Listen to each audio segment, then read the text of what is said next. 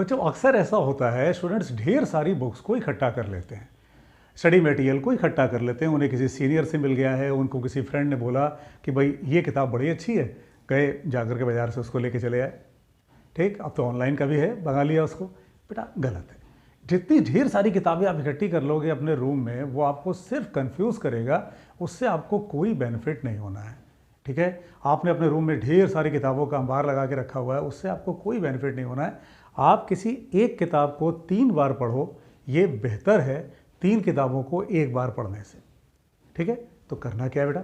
करना ये है कि आप, ठीक है, जो किताब आपको अच्छी लग रही है, जो स्टडी मटेरियल आपको अच्छा लग रहा है, एक बार आपने उसको सेलेक्ट कर लिया कि भाई ये मुझे पढ़ना है, इससे मेरी फ्रीक्वेंसी मैच हो रही है, इसको पढ़ने पर मुझे समझ में आता है, तो आप बाकी सबको, उसके अलावा जो बाकी सब है वो आप फिर कहीं हटा दो, वो आप किसी कपबोर्ड में रख दो, बिस्तरे के नीचे रख दो, अलमारी के ऊपर रख दो, कहीं भी रख दो कि वो आपको दिखाई ना दे। बेटा ये बहुत छोटी स्टेप है, लेकिन ये आपके कंसंट्रेशन को बनाने में बहुत हेल्प करेगी, करके देखो।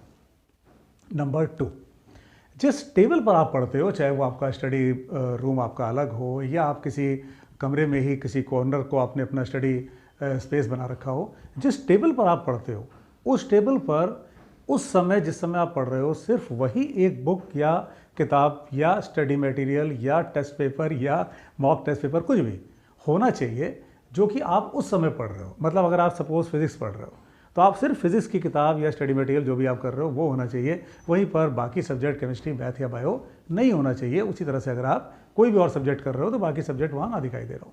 ये भी आपको कंसंट्रेट होने में हेल्प करता है। तो बच्चों एक बार इसको करके देखो। किसी भी चीज़ को जब आप करते हो तब उसका आउटपुट दिखाई देता है।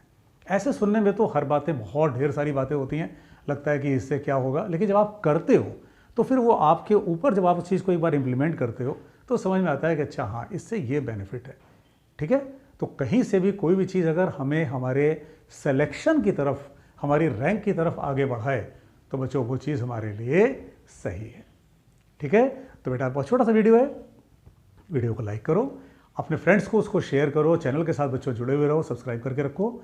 फिजिक्स मूनशॉट का बच्चों जो गूगल प्ले स्टोर पर ऐप है बच्चों, उसका लिंक दिया है डिस्क्रिप्शन में, उसको ज़रूर डाउनलोड कर लो। उसमें आप देखोगे कई कोर्सेज उसमें चल रहे हैं जो कि लाइव कोर्सेज हैं, रिकॉर्डेड लेक्चर्स लोड हो रहे हैं, लाइव डाउट क्लियरिंग क्लासेस उसमें हो रही हैं। कुछ ऐसे चैप्टर्स भी उसमें मिल जाएंगे आपको जो आपके पर्टिकुलरली वीक हैं। आप एक नॉमिनल प्राइस पे सिर्फ उसको लेकर के अपना काम चला सकते हो। फॉर एग्जांपल बच्चों, अगर किसी का इलेक्ट्रोस्टैट्स वीक है, किसी का रिलेटिव वेलोसिटी, प्रोजेक्टाइल मोशन वगैरह वीक है, तो सिर्फ उतना छोटा सा पैकेज एक बहुत ही नॉमिनल प्राइस पर वो लेकर के आप उसमें अपनी स्टडीज़ को बहुत अच्छे से प्रिपेयर कर सकते हो। उसमें पूरे लाइट फ्रॉम बेसिक्स, वो सारे कंसेप्ट हैं, उनके प्रैक्टिस क्वेश्चंस हैं और उनका टेस्ट पेपर भी है। ठीक है बच्चों, यही चीज़ टेलीग्राम चैनल पर भी है। टेलीग्राम चैनल को भी सब्सक्राइब करके रखो, उसके साथ फ्री है वो, तो उसमें कोई चार्ज लगना नहीं है। जुड़े रहो, keep studying, God bless you. और कमेंट बॉक्स में बच्चों जरूर लिख के बताओ कि इसको प्रैक्टिकल करने में तुम्हें क्या बेनिफिट मिला। God bless you.